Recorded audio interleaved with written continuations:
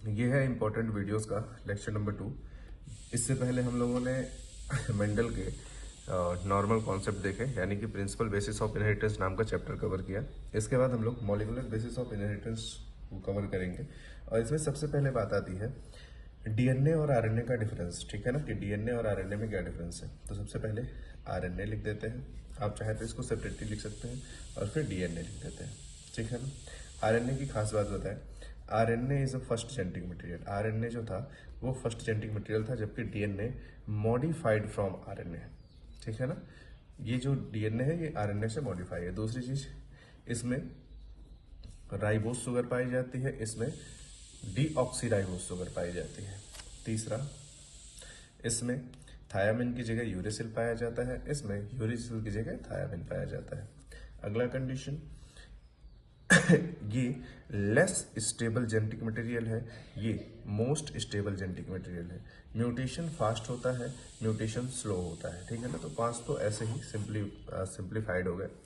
उसके बाद इसमें कई सारे लोग ये भी लिख देते हैं कि ये सिंगल स्टैंडर्ड होता है, ये डबल स्टैंडर्ड होता है मोस्टली। तो ये थोड़ा सा कंट्रोवर्शियल टॉपिक है, बट ठीक है, चल जाएगा। तो डीएनए आरएनए में बेसिक ये अंतर है जो कॉमनली सबको पता होने चाहिए। ठीक है ना।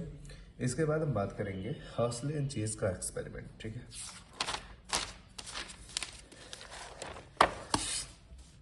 इन्होंने बैक्टीरियोफेज वायरस लिया। बेसिकली इनका जो एक्सपेरिमेंट था वो जेनेटिक मटेरियल कौन है इसके बेसिस पर था। ठीक है ना। तो what is genetic material, DNA और आरएनए। इन्होंने क्या किया, बैक्टीरियोफेज वायरस लिया। बैक्टीरियोफेज वायरस दिखने में कुछ ऐसा दिखता है। ठीक है, ये बैक्टीरियोफेज वायरस है, ये इसका जेनेटिक मटेरियल है। हुआ क्या, इन्होंने पेट्री डिस्क में ऐसे दो अलग अलग पेट्री डिस्क ली। एक में रेडियो एक्टिव सल्फर डाला, एक में रेडियो एक्टिव फास्फोरस डाला। ठीक है ना। जैसा कि हम जानते हैं हमारा जो डीएनए बना होता है वो न्यूक्लियोटाइड्स, उसमें आपका न्यूक्लियोटाइड एंड न्यूक्लियोसाइड इन दोनों से मिलकर बना होता है। न्यूक्लियोसाइड जो होता है उसमें केवल और केवल शुगर और नाइट्रोजनस बेस होते हैं, जबकि न्यूक्लियोटाइड में फॉस्फेट ग्रुप भी आता है। ठीक है ना। तो उस फॉस्फेट ग्रुप की प्रेजेंस की वजह से जो रेडियो एक्टिव फॉस्फोरस में बैक्टीरिया को डाला गया, वायरस को डाला गया है, उस वायरस का जेनेटिक मटेरियल रेडियो एक्टिव होगा, जबकि रेडियो एक्टिव सल्फर में डाले गए वायरस का केवल और केवल सेल वॉल जो है वो रेडियो एक्टिव होगा। यानी कि सल्फर जो होता है वो कंपोनेंट होता है सेल वॉल का, जबकि फास्फोरस जो होता है वो कंपोनेंट होता है डीएनए का। उन्होंने क्या किया, स्ट्रेप्टोकोकस निमोनिक बैक्टीरिया को इन्फेक्ट कराया इस बैक्टीरियोफेज वायरस से। इन्फेक्शन के बाद इन्होंने ये देखा कि इस बैक्टीरिया के अंदर किसी भी प्रकार की रेडियो एक्टिविटी नहीं है, बल्कि जो प्रेसिपिटेट है नीचे जो जमा हुआ है वहां पे रेडियो एक्टिविटी देखने को मिल रही है। उसके बाद इन्होंने रेडियो एक्टिव फास्फोरस से इस बैक्टीरिया को इन्फेक्ट कराया, जिसमें इन्होंने ये देखा कि इस बैक्टीरिया के अंदर रेडियो एक्टिविटी दिख रही है। और इस एक्सपेरिमेंटली हर्सले एंड चेज ने ये कंफर्म किया कि डीएनए ही जेनेटिक मटेरियल है। यही था हर्सले एंड चेज का एक्सपेरिमेंट। इसके बाद सेंट्रल डोकोमा क्या है, देखिए डीएनए के स्ट्रक्चर को देने के लिए वॉटसन और क्रिक का एक अहम रोल माना जाता है, कि डीएनए का double helix model Watson and Crick ने दिया। ठीक है ना। अब वॉटसन एंड क्रिक के डबल स्टैंडर्ड डीएनए के बेसिस पर केवल क्रिक ने, ठीक है ना, केवल क्रिक ने सेंट्रल डोकोमा दिया, जिसमें उन्होंने बताया डीएनए से डीएनए का बनना कहलाता है रेप्लिकेशन। ठीक है ना, या फिर इसी प्रोसेस को बोलते हैं डुप्लीकेशन। डीएनए से आरएनए का बनना, या फिर हम कहें एमआरएनए का बनना, ये होता है ट्रांसक्रिप्शन। और इस एमआरएनए से प्रोटीन का बनना कहलाता है ट्रांसलेशन। तो ये हो गया हमारा सेंट्रल डोकोमा, जिसके बेसिस पर हम अपने जीन्स की कॉपी बनाकर उसे ऑपरेशनल करते हैं। ठीक है ना। यानी कि बिना इस सेंट्रल डोकोमा के हमारा जो जीन है वो कभी भी प्रोटीन के फॉर्म में हमारी बॉडी में एक्सप्रेस नहीं हो सकता। ठीक है। इसके बाद है human genome project. Human genome project basically ज्यादातर सुनने के बेसिस पर ज्यादा बढ़िया से याद हो जाएगा। रीजन क्या है, ये डेटा वाला चीज है और बहुत ही इंपॉर्टेंट है। ह्यूमन जीनोम प्रोजेक्ट एक मेगा प्रोजेक्ट था, जिसमें साइंटिस्टों ने दमखम लगा के जो पूरे बेस पेयर है ह्यूमन के अंदर, उन सभी बेस पेयरों को एक डिवाइस में कॉपी किया, या फिर हम कह सकते हैं पूरी तरीके से उनको निकाल के लिखा गया कि हर बेस पेयर का क्या काम होता है, हर कोडान का क्या काम होता है। इससे ये मेगा प्रोजेक्ट का, जैसा कि हमने कहा, सन 1990 में इसकी शुरुआत हुई और ये नियर अबाउट सन 2003 तक चला। ठीक है ना। इस मेगा प्रोजेक्ट का काम यही था कि जो भी 3 × 10⁶ बेस पेयर ह्यूमन जीनोम में पाए जा रहे हैं, 3 × 10⁹ बेस पेयर जो ह्यूमन जीनोम में पाए जा रहे हैं, उन जीनोम्स के बारे में कंप्लीट डिटेल में बात करना। ठीक है ना। यहाँ पे obviously Wellcome Trust of UK का नाम आता है, साथ ही साथ चाइना, जापान, रसिया इन मामलों में कभी पीछे नहीं रहने वाले। इन्होंने फंडिंग दी और उस फंडिंग से जो भी डेटा निकल के आया है उसको अपनी कंट्रीज में शेयर किया। और इस ह्यूमन जीनोम प्रोजेक्ट का मकसद ये भी था कि जो भी डेटा, जो भी जेनेटिक डेटा ह्यूमन का या फिर किसी अदर ऑर्गेनिज्म का उन साइंटिस्टों को मिलता है, वो पूरे दुनिया के साथ उसको शेयर करेंगे और साथ ही साथ इस टेक्नोलॉजी को बांटेंगे, ताकि वैक्सीन फॉर्मेशन में, जेनेटिक डिसऑर्डर के ट्रीटमेंट में, या फिर कोई भी ऐसा डिसऑर्डर जो डेडली हो, या फिर डेडली वैक्सीन्स बनाने में इन टेक्नोलॉजी का यूज़ किया जाता है। ठीक है ना। एक्सपेक्टेशन कुछ और थी, गोल बहुत सारे थे। ह्यूमन जीनोम प्रोजेक्ट का गोल था कि जितने भी 20,000 से 25,000 जीन्स हैं उनके बारे में जानना, उसके बाद ह्यूमन डीएनए कैसे बना हुआ है उसके बारे में जानना है, इनकी इंफॉर्मेशन को स्टोर करना है, इन चीज़ों को पढ़ने के लिए या फिर जानने के लिए टूल्स को इम्प्रूव करना है। क्योंकि एनसीईआरटी कहती है कि अगर हम ऐसे डेटा को रखने के लिए, एक बेस पेयर पे नियर अबाउट $3 का खर्चा आता है। ठीक है ना। एक डेटा को प्रिजर्व करने के लिए नियर अबाउट $3 का खर्चा आता है। तो इस $3 के बेसिस पे अगर हम देखें तो 3 × 10⁹ बेस पेयर हमारे ह्यूमन जीनोम में प्रेजेंट है। उस हिसाब से आप खर्चा निकाल सकते हैं। साथ ही साथ ऐसे डेटा को स्टोर करने के लिए अगर हम ऐसा पन्ना लें जिसमें हम 1000 वर्ड लिखें, ऐसे 1000 वर्ड वाले पन्ने की 1000 किताबें बनेंगी और ऐसी ऐसी नियर अबाउट 3,300 किताबें बनाएंगे, तब जाके ह्यूमन का जीनोम जो है वो एक बुक में स्टोर हो सकता है। तो ये एक बहुत बड़ा डेटा है। फिर इस बुक में डेटा स्टोर करने में बहुत ज़्यादा प्रॉब्लम होती, साथ ही साथ हम टाइम पे इसको खोज नहीं पाते। तो इसमें हमने सुपर कंप्यूटर का यूज़ किया जो डेटा की एंट्री करते ही उसका रिजल्टेंट बता दे। इसने वैक्सीन फॉर्मेशन में और बहुत सारी चीज़ों में इसका बहुत ही ज़्यादा यूज़ और बेनिफिट देखा जाता है ह्यूमन जीनोम प्रोजेक्ट का। ठीक है ना। इसके बाद हम बात करेंगे डीएनए फिंगरप्रिंटिंग क्या है। ऑब्वियसली हम क्राइम सीन के बारे में जानते हैं और अपने इंडिया में सीआईडी बहुत ज़्यादा देखी जाती है। तो जो डॉक्टर सालुंके का काम है डीएनए फिंगरप्रिंटिंग का, तो आइए उस काम को समझाते हैं कि वो काम एक्चुअल में किस तरीके से होता है। सबसे पहले मान लीजिए ए और बी 2 पर्सन है और सी जो क्राइम सीन पे जो मरा हुआ है। ठीक है ना। होगा क्या, इन तीनों के ये डेड हो चुका है। सबसे पहले हम इनका ही जेल इलेक्ट्रोफोरेसिस करा के करते क्या है, कोई एक सेल लेंगे, उसमें उनके डीएनए को आइसोलेट करेंगे। आइसोलेट करने के बाद रिस्ट्रिक्शन एंजाइम से काटेंगे और काटने के बाद इनका जेल इलेक्ट्रोफोरेसिस करते हैं। जेल इलेक्ट्रोफोरेसिस एक मशीन के माध्यम से होता है जिसपे इधर माइनस का चार्ज और इधर प्लस का चार्ज, यहाँ पे वेल्स होती हैं। जो कटा हुआ डीएनए है उनको इसी में भरते हैं और इलेक्ट्रिक चार्ज पास कराते हैं। तो इलेक्ट्रिक चार्ज पास कराने से होगा क्या कि डीएनए हमारा नेगेटिव चार्ज होता है तो पॉजिटिव टर्मिनल की तरफ भागेगा। तो मोटी वाली यहीं रह जाएगी, मतलब मोटा जो डीएनए का पीस है वो यहाँ रह जाएगा और छोटे छोटे जो पीसेस है वो आगे बढ़ना चालू कर देंगे। ठीक है ना। साइज के बेसिस पे मोटा वाला कम भागेगा, छोटा वाला ज्यादा भागेगा। तो यहाँ पे एक चीज हमें मिलती है, उसको बोलते हैं VNTR। ठीक है ना। Variable number of tenders repeat. DNA fingerprinting का यही बेस है। VNTR यूनिक होता है सभी ऑर्गेनिजम्स में। VNTR हर ऑर्गेनिज्म का अलग अलग होता है, चाहे वो भाई बहन ही क्यों ना हो। ठीक है ना। VNTR केवल सेम होता है सिमिलर पर्सन का या फिर जो होमोजाइगस ट्विंस होते हैं उनका। अब VNTR क्या है सर, मान लीजिए हमारे डीएनए का ये स्टैंड है, इसमें कोडान्स लिखे हुए हैं A। ठीक है। फिर T, फिर CGA, सी, फिर आ गया हमारे पास ए ए ए, टी टी टी। तो यहाँ पे ये जो कोडॉन है ये इस डीएनए पे कई बार रिपीट हो रहा है, ठीक है ना। तो इसमें जो ए ए ए है इसका 2 बार रिपीट हुआ और जो टी टी टी है इसका 2 बार रिपीट हुआ। तो ये बोलेंगे इनका जो VNTR का नंबर है ए के लिए 2 है और टी के लिए भी 2 है। तो ये इस पेशेंट का मतलब ये जो है यहाँ पे इस डेड बॉडी का है, ठीक है। साथ ही साथ जो हमें क्राइम सीन पे एक सेल मिली, ठीक है, वो सेल इस वाले से बिल्कुल अलग थी, जैसे हमें बाल मिल गया, ठीक है ना। तो इनका जब इलेक्ट्रोफोरेसिस कराया तो इनका जो VNTR था जो क्राइम सीन पे प्रेजेंट था वो मान लेते हैं कि टी का 3 मिला VNTR और ए का 4 मिला VNTR, ठीक है। यानी कि हमारे पास जो 3 DNA मिले। अब हमें ए पे शक था, ठीक है ना, ए पे हमें शक था। जब हमने चेक किया तो मिला क्या कि ये जो है मतलब टी वाला है इसका VNTR 3 है, बट जो ए वाला है ये भी हमको 3 ही मिला। तो हम ये समझ जाएंगे ए ने मर्डर नहीं किया।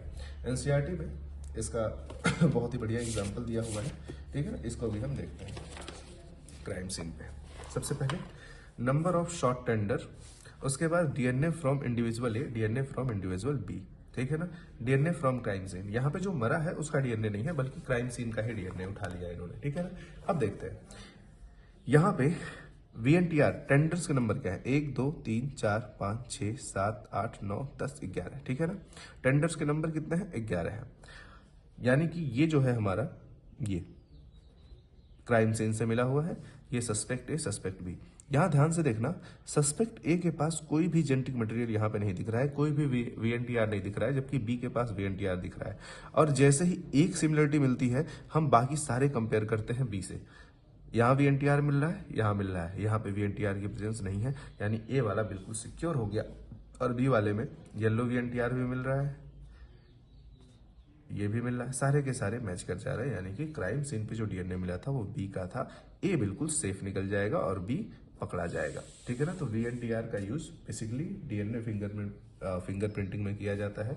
DNA फिंगरप्रिंटिंग की जो दूसरी टाइप ये सेल इलेक्ट्रोफोरेसिस में बेसिकली होता क्या है, एक मशीन होती है जिसमें इलेक्ट्रिसिटी पास कराई जाती है और इसमें ये वेल्व्स होते हैं, वेल्व्स, और यहाँ पे एग्रोज जली भरी होती है ताकि DNA को यहाँ पे एक जगह से दूसरी जगह ट्रांसपोर्ट होने के लिए मौका मिल सके, एक मीडियम मिल सके जिसमें वो भाग सकते हैं, ठीक है ना। उसके बाद माइनस टर्मिनल और प्लस टर्मिनल से इलेक्ट्रिसिटी पास कराई जाती है, जिससे DNA नेगेटिव चार्ज है तो पॉजिटिव टर्मिनल की तरफ भागेगा, तो मोटे वाले पीछे और छोटे वाले आगे रह जाएंगे, ठीक है ना। तो DNA फिंगरप्रिंटिंग का भी यही एक अच्छा एग्जाम्पल है, एक तरीके से देख लिया जाए तो, ठीक है।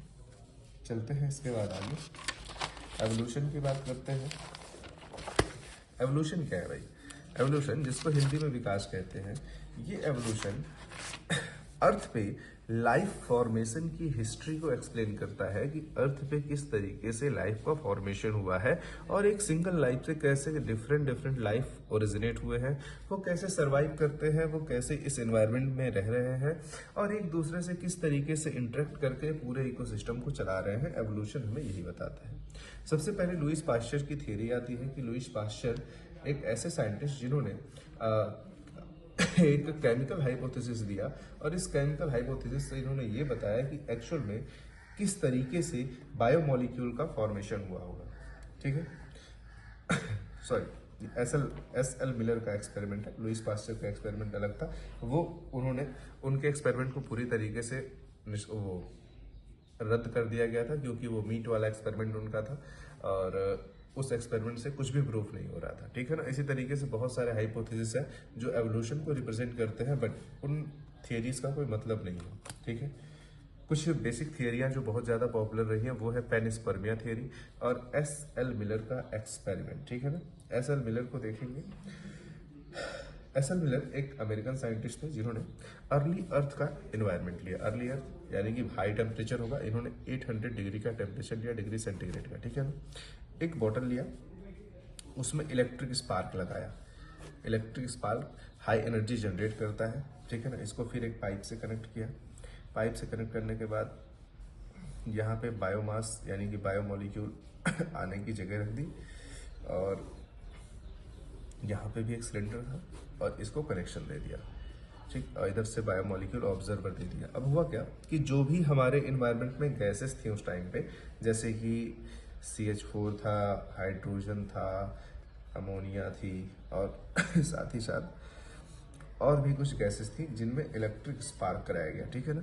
इस इलेक्ट्रिक स्पार्क से हुआ क्या, बेसिकली इन लोगों ने मिलकर, ठीक है ना, अर्ली एनवायरनमेंट में बाद में ऑक्सीजन भी बना था हमारा, तो ये सारे गैसेस ने मिलके एक बायोमोलिक्यूल का फॉर्मेशन किया, ठीक है ना। ये लिविंग ऑर्गेनिज्म तो नहीं था, बट एक बायोमोलिक्यूल का फॉर्मेशन हुआ, और यहाँ पे इन्होंने प्रोटीन के फॉर्मेशन को ऑब्जर्व किया, और इसी तरीके से इन्होंने बताया कि जो लाइफ आई है अर्थ पे, ये इसी एनवायरनमेंट की वजह से आई है। हालांकि इनके एक्सपेरिमेंट को ज़्यादा सराहना नहीं मिली, बट ये एक्सपेरिमेंट अच्छा लगता है। रीज़न क्या है कि यहाँ पे बायोमोलिक्यूल्स का फॉर्मेशन हुआ था, ठीक है ना। दूसरी चीज़, जो पेनस्पर्मिया थियरी है वो बताती है कि लाइफ कम फ्रॉम स्पेस, यानी कि जो जीवन आया है वो आउटर स्पेस से आया है। तो फिर वही सवाल खड़ा हो जाता है कि पहला जो जीवन बना होगा वो किस तरीके से बना होगा, ठीक है ना। इसके बाद इस चैप्टर का मोस्ट इंपॉर्टेंट टॉपिक जो आता है वो होमोलॉगस आर्गन और एनालॉगस आर्गन को लेके, यानी होमोलॉगी और एनालॉगी को लेके है।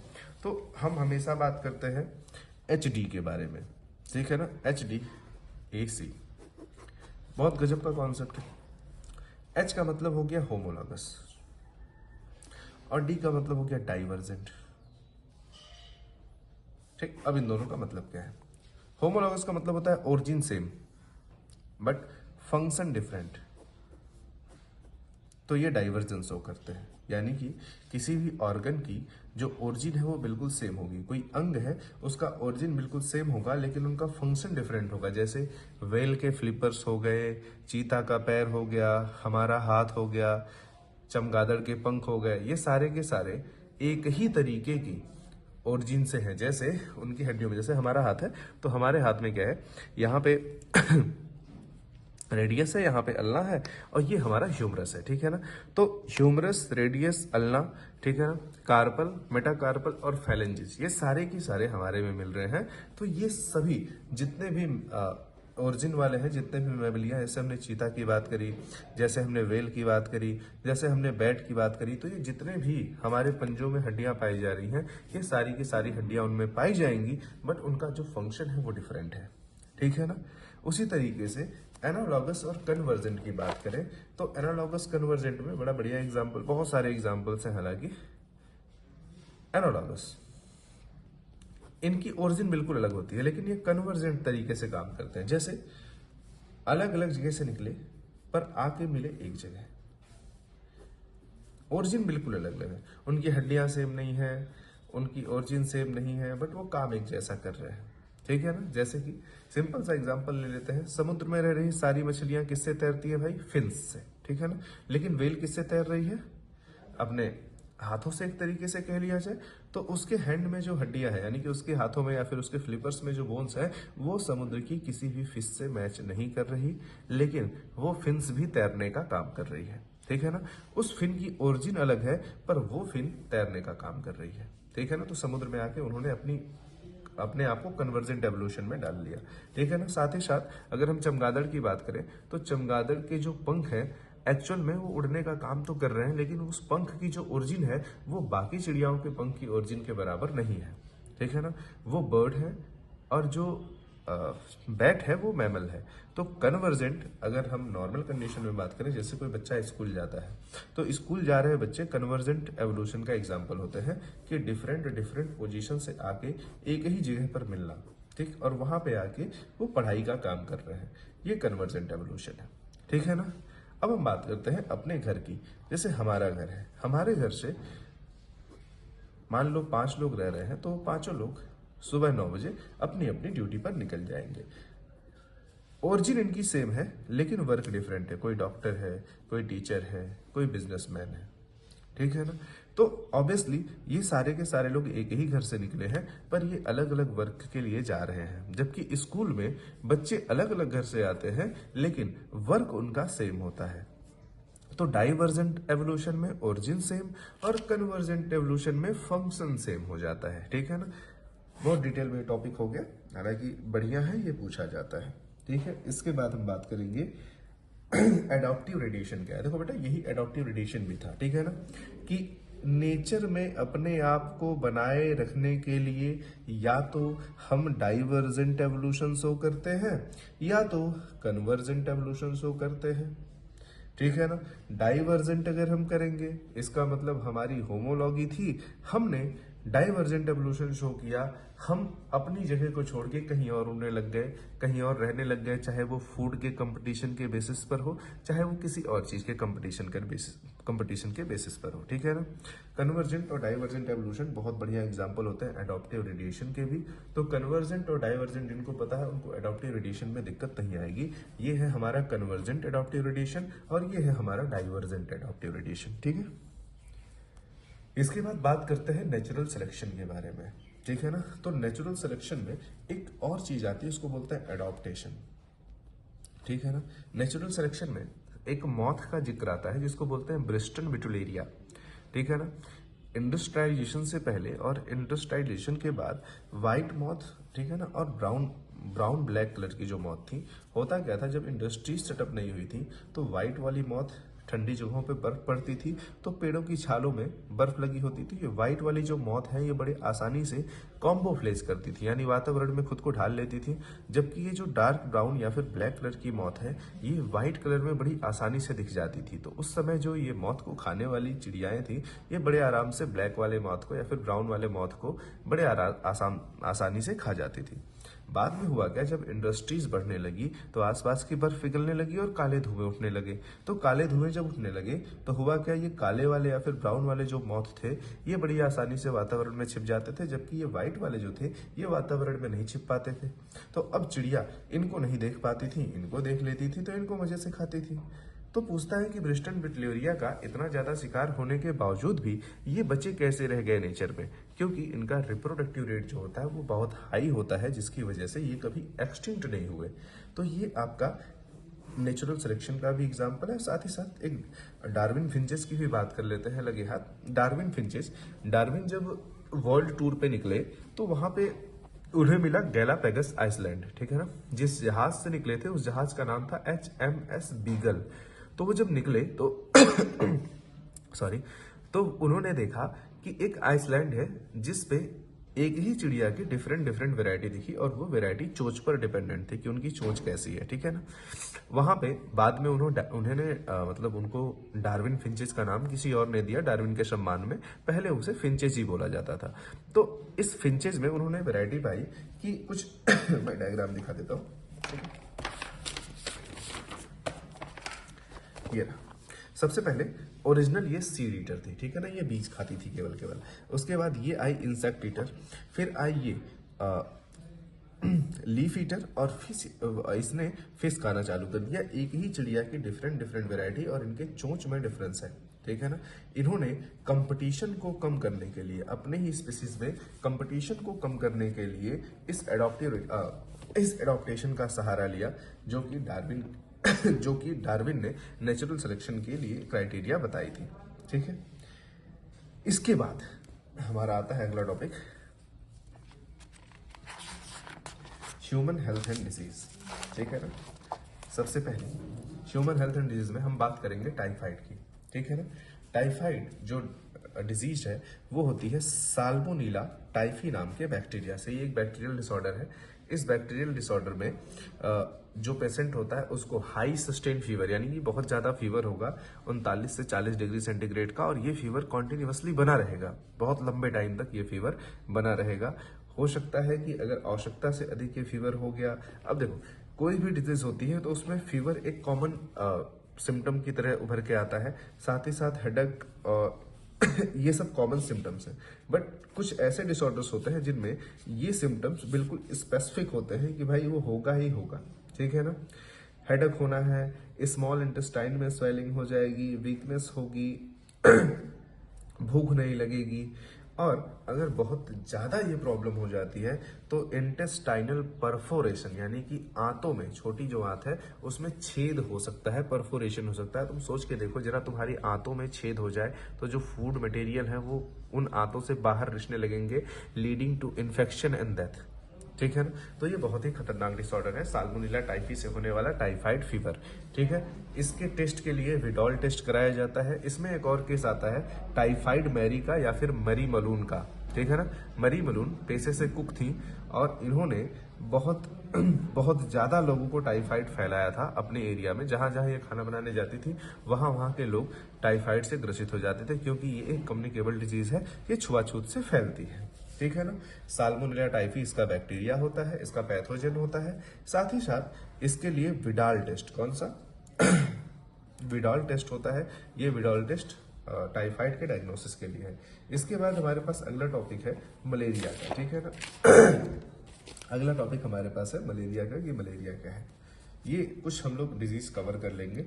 मलेरिया, उसके बाद हाथी पांव, ठीक है ना, इसको भी कवर करना है, जिसको फाइलेरियासिस के नाम से जाना जाता है। सबसे पहले मलेरिया की बात करते हैं। तो मलेरिया की साइकिल है तो कहीं ना कहीं से तो शुरुआत करनी है।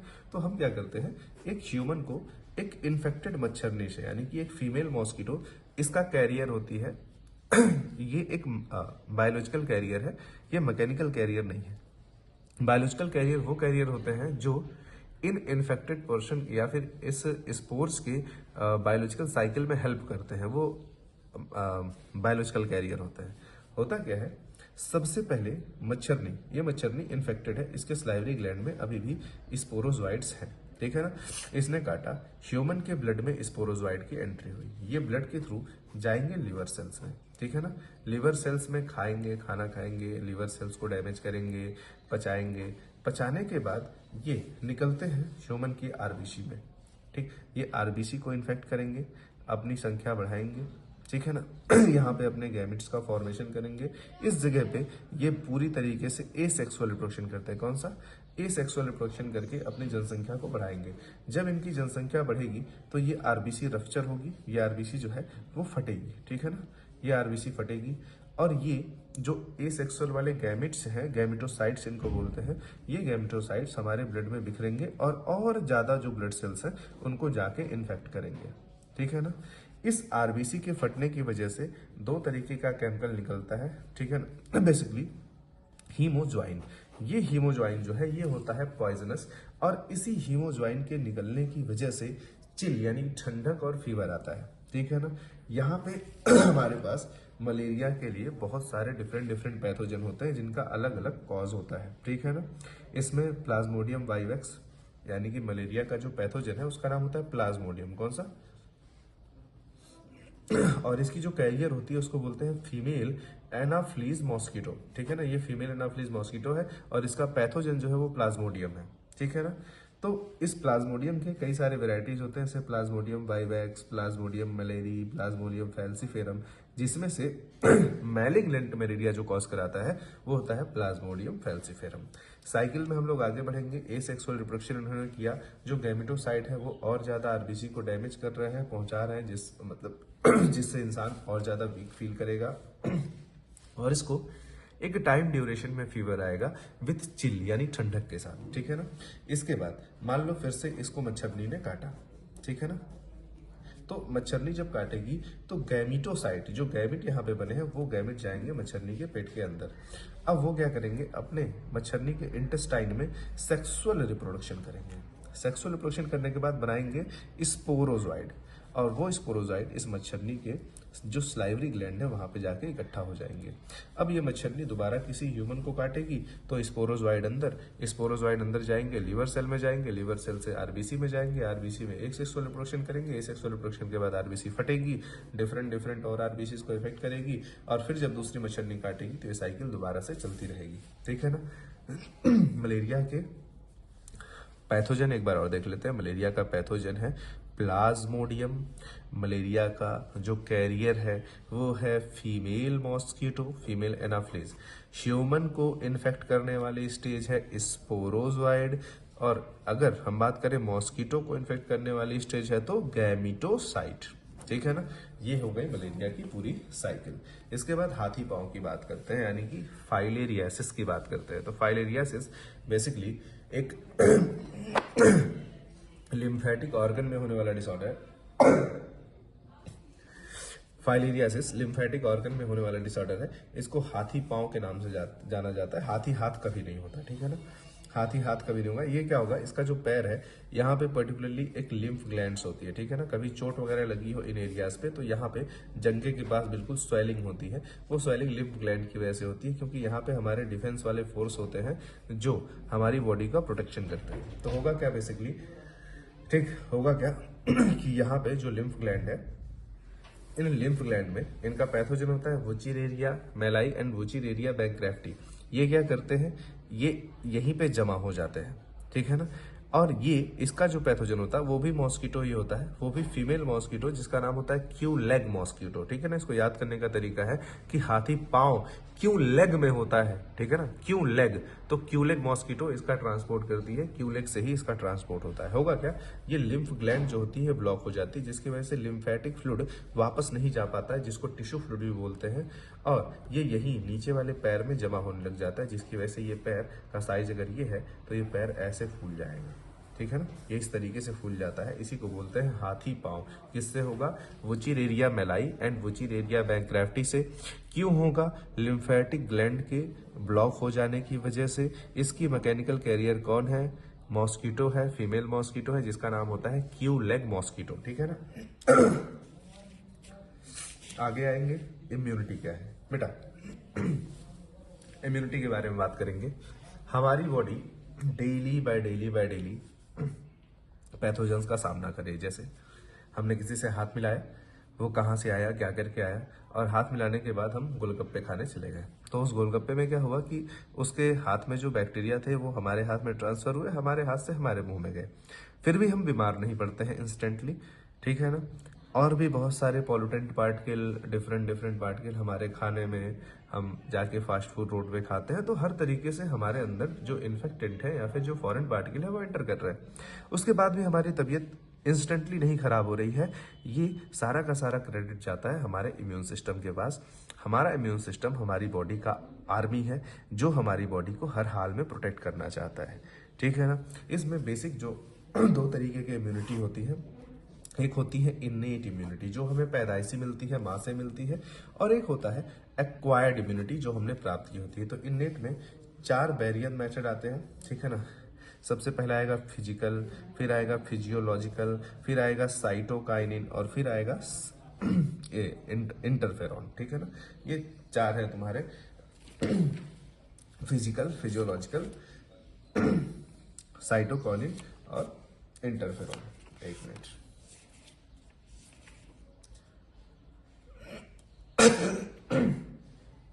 सॉरी, फिजिकल, फिजियोलॉजिकल, सेलुलर और साइटोकाइनिन, ठीक है ना।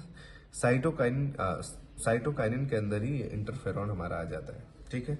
उसके बाद एक्वायर्ड इम्यूनिटी ऐसी इम्यूनिटी होती है जो हम खुद पैथोजन से लड़के प्राप्त करते हैं। इसमें प्राइमरी रिस्पॉन्स और सेकेंडरी रिस्पॉन्स, ये 2 रिस्पॉन्स होते हैं। प्राइमरी रिस्पॉन्स जो होता है उसमें जो इफेक्ट होता है वो बहुत स्लो होता है, जबकि सेकेंडरी रिस्पॉन्स वेरी फास्ट होता है, ठीक है।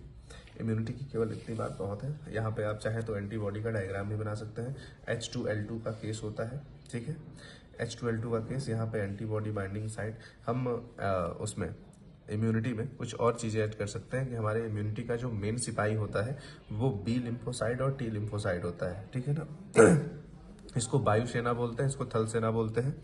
ये एंटीबॉडी बनाती है, ये एंटीबॉडी बनाने में हेल्प करते हैं और खुद जाके पैथोजन से direct hand to hand combat करते हैं। और कुछ होते हैं ऐसे मोनोसाइट और मास्ट सेल, ठीक। मोनोसाइट फैगोसाइटोसिस करती है, कोई भी पैथोजन अगर हमारी शरीर में घूम रहा है तो ये इसको निकल जाती है मोनोसाइट, ठीक है ना। और जो डस्ट सेल होती है वो हमारे लंग्स में पाई जाती है, लंग्स के क्लियरेंस के लिए।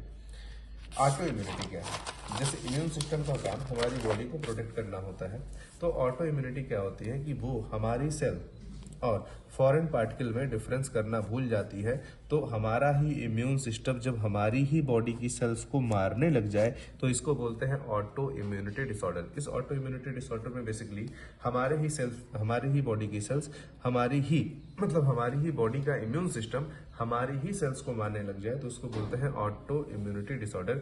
इसमें रूमेटॉइड आर्थराइटिस, मायस्थेनिया ग्रेविस ये एग्जाम्पल है हमारे पास जो ऑटो इम्यूनिटी डिसऑर्डर का टाइप है।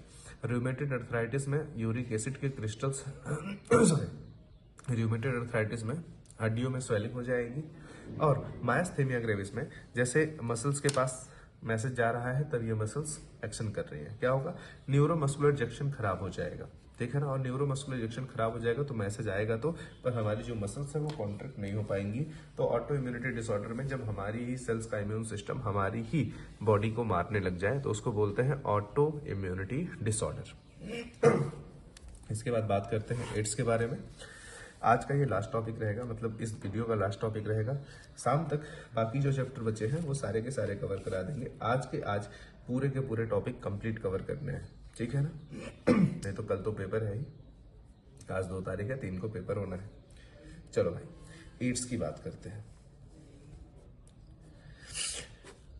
नाम में बहुत कुछ छिपा होता है। नाम बता रहा है एक्वायर्ड इम्यूनो डेफिशिएंसी सिंड्रोम, यानी कि जैसा इम्यूनिटी तुम्हारी बॉडी में चाहिए उस इम्यूनिटी की कमी हो रही है, और उस कमी से आने वाला सिंड्रोम कहलाता है एड्स, ठीक है ना। और ये होता है ह्यूमन इम्यूनो डिफिशियंसी वायरस से, यानी कि HIV वायरस से ये रोग फैलता है। HIV वायरस ही ऐसा वायरस है जो एड्स का कारण बनता है। अब होगा क्या, हमारे ये होते हैं बेचारे हेल्पर टी लिम्फोसाइट सेल।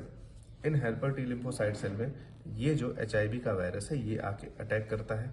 इसके पास CD4 रिसेप्टर्स होते हैं, ये रिसेप्टर्स को चकमा देने के लिए होते हैं। मान लो इनका ये जीनोमिक DNA है, हमारे पास हमारी सेल में DNA ही होता है। ये क्या करेंगे, किसी तरीके से प्लाज्मा मेम्ब्रेन को पार करके ये RNA ट्रांसफर कर देंगे ह्यूमन सेल में, ठीक है ना। बेसिकली हेल्पर टी सेल्स में जो लिम्फोसाइट सेल्स होती हैं उनमें। अब होगा क्या, बेसिकली ये जो RNA है वो हमारे DNA के जीनोम से तो मिल नहीं पाएगा, तो यहाँ पे एक रिवर्स ट्रांसक्रिप्टेज नाम का एंजाइम होता है जो RNA से DNA बनाता है। क्या बनाएगा, RNA से, ये RNA है, ये रेट्रोवायरस की कैटेगरी में आता है। इसके पास 2 RNA के स्टैंड होते हैं, डबल स्टैंड नहीं होते, ठीक है ना। रिवर्स ट्रांसक्रिप्शन करके क्या करेगा, DNA बनाएगा, और इस DNA को फिर ह्यूमन के जीनोमिक DNA से जोड़ देगा। वही वाली कहानी हो गई, हम तुम्हारे घर में घुसे, बंदूक लगा दिए कि बेटा चलो हमारे हिसाब से काम करो। तो ये जो सेल है ये किसके हिसाब से काम करेगी, अब ये काम करेगी इस वायरस के हिसाब से। तो कुछ समय बाद जो ये सेल जो हमारे शरीर का प्रोटेक्शन कर रही थी वो अब वायरस फैक्ट्री की तरह काम करना चालू कर देगी। अब ये वायरस फैक्ट्री से जितने भी वायरसेस निकलेंगे ये अदर आसपास वाली सेल्स को इफेक्ट करेंगे, और इस इफेक्ट की वजह से जो जितने भी सेल्स हैं वो धीरे धीरे करके लगभग 12 से 14 साल में शरीर को इतना कमजोर बना देते हैं कि एक छोटा से छोटा डिसऑर्डर का पैथोजन भी बड़े आसानी से रोक करा देता है। चलो ये तो हो गया ट्रांसमिशन कि बॉडी में किस तरीके से फैलता है। इसके लक्षण कैसे होते हैं, सबसे पहले इम्यूनिटी का वीक होना। कोई भी डिसऑर्डर तुमको हो जाएगा, जैसे टीबी हो जाएगा, पीलिया हो जाएगा, कॉमन सर्दी जुकाम हो जाएगा, हमेशा दमा हो जाएगा, कुछ भी हो जाएगा, यानी एक ही बार में कई सारे डिजीज के सिम्टम्स दिखना चालू हो जाएंगे। इसका ट्रांसमिशन कैसे होता है सर, इसका ट्रांसमिशन सिंपली STDs के बारे में हमने इससे पहले वीडियोस में जो बताया है कि सेक्सुअल ट्रांसमिटेड डिजीज शारीरिक संबंध से भी फैल सकते हैं, आपकी लापरवाही से भी फैल सकते हैं। लापरवाही इन द सेंस कि आपने दाढ़ी बनवाई तो ब्लेड को चेक नहीं किया, इंजेक्शन लगवाया तो नीडल अच्छी है कि नहीं है। हालांकि आजकल तो डिस्पोजेबल नीडल आ जा रही है, सिंगल टाइम यूज है, एक बार करेंगे लॉक हो जाएगा। साथ ही साथ ब्लड ट्रांसफ्यूजन कराते समय इस चीज का ध्यान देना होता है। अगर आप प्रोस्टिट्यूशन करते हैं तो उस समय कॉन्डोम का यूज भी जरूरी होता है, हालांकि ना करें तो ज्यादा बढ़िया। तो ये बेसिक कॉन्सेप्ट है जिनसे हम HIV से बच सकते हैं। अच्छा, अगर हो ही गया तो क्या करना है, किसी को हो ही गया तो क्या करना है, तो उसको रेगुलर चेकअप कराना है। कुछ जैसे रिवर्स ट्रांसक्रिप्टेज नाम का जो एंजाइम होता है ये इस फंक्शन को बार बार परफॉर्म करता है। इसी एंजाइम की प्रेजेंस की वजह से हम डायग्नोस कर पाते हैं। तो होगा क्या, इस एंजाइम को रोक दिया जाए तो रिवर्स ट्रांसक्रिप्शन की जो प्रोसेस है वो रुक जाएगी। तो जो HIV स्प्रेड होने का प्रोसेस है पूरी बॉडी में वो स्लो डाउन हो जाएगा। अभी तक इसको पूरी तरीके से खत्म करने की कोई मेडिसिन नहीं बनी है। ठीक है ना। इसमें ट्रांसमिशन की बात भी हो गई, सारी की सारी बातें हो गई। बाकी रिवीजन में बहुत ज़्यादा डिटेल में हम नहीं जा सकते क्योंकि कम समय में बहुत सारी चीज़ें बतानी होती हैं। ठीक है ना। तो आज यहीं तक समाप्त करते हैं। इसको अपने फ्रेंड्स एंड फैमिली के साथ शेयर कीजिए इस वीडियो को। बाकी कोई डाउट हो तो आप कमेंट बॉक्स में बता सकते हैं और वीडियो का पार्ट 3 जल्द ही लाने की कोशिश करेंगे। आज दोपहर तक किसी भी तरीके से इस टॉपिक को फाइनल करना है, नहीं तो कवर कब होगा। Thanks for watching this video.